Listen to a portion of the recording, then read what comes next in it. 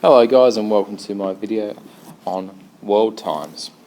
Before we get started, just a few words we need to understand. UTC.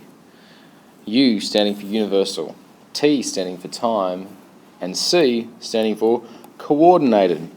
Obviously, this is not from the English language because universal time coordinated doesn't make sense. You might want to think about it as the coordinated universal times, the times that the world has agreed on. We've all synchronized to UTC, otherwise known as Greenwich Mean Time or GMT. So for instance, Sydney is 10 hours ahead of Greenwich Mean Time. Okay, so now the time in New York, USA, is 5 hours behind UTC.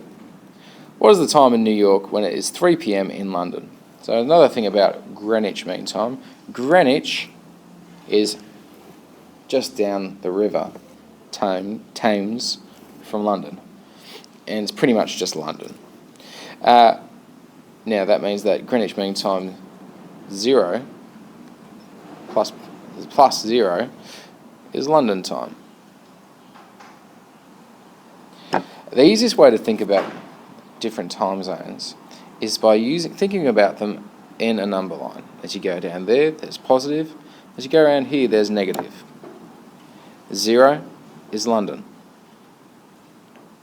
If we go back 5, or 5 hours behind, we get New York. Okay, so what is the time in New York when it is 3 p.m. in London?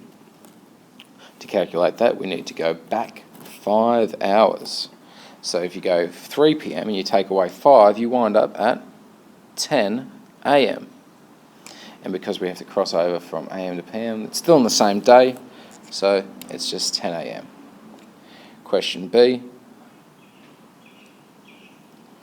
What meridian of longitude passes through New York? Okay, well, seeing as the longitude that passes through London is 0 degrees, and every hour, 1 hour, represents 15 degrees. New York must be 5 times 15 degrees away. 5 times 15, well, that's 75 degrees. What direction? Well, never eat soggy Weet-Bix, west. So it's 75 degrees west of 0. And that's the answer to B.